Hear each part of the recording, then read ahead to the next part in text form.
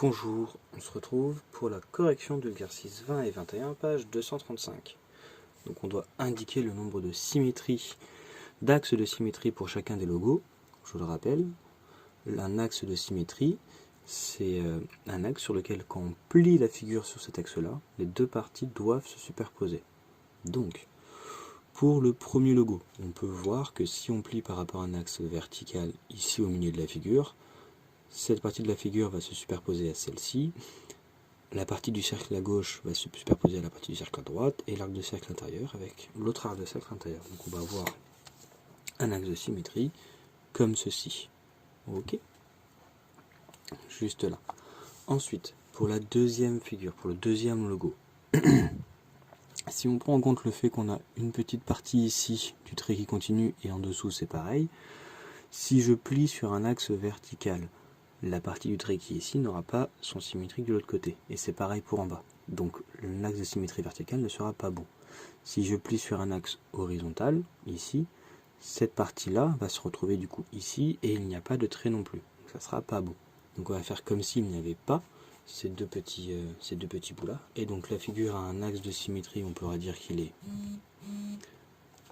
un qui sera vertical.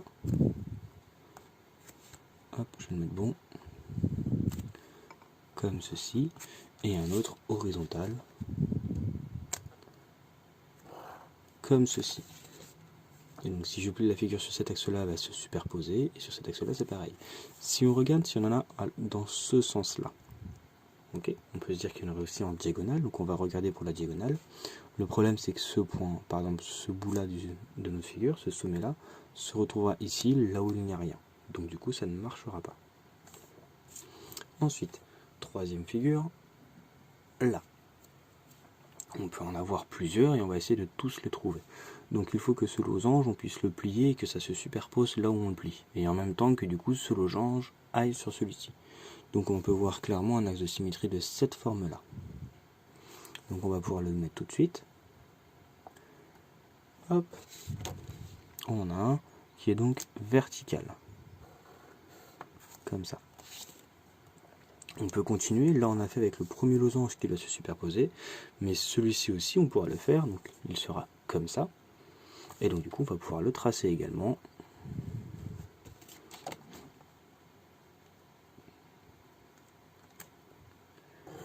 Hop. Et comme on a fait pour les deux premiers, donc celui-ci et celui-ci, il y en a forcément un pour le dernier aussi.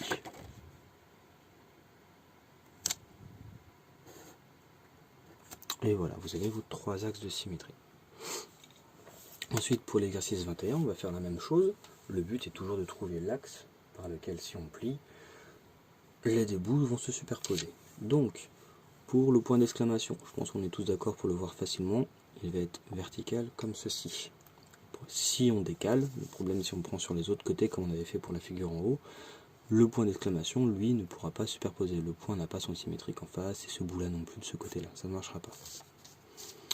Donc ici, hop, on va le tracer. On a un axe de symétrie qui est comme ceci.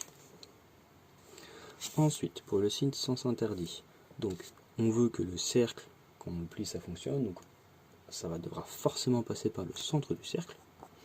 Et après, on veut aussi que le rectangle à l'intérieur ait un bon axe de symétrie. Et donc, pour que le rectangle ça fonctionne, il va falloir le plier au milieu comme ça, ou alors au milieu dans l'autre sens. Et donc, on va avoir un axe de symétrie vertical, ici.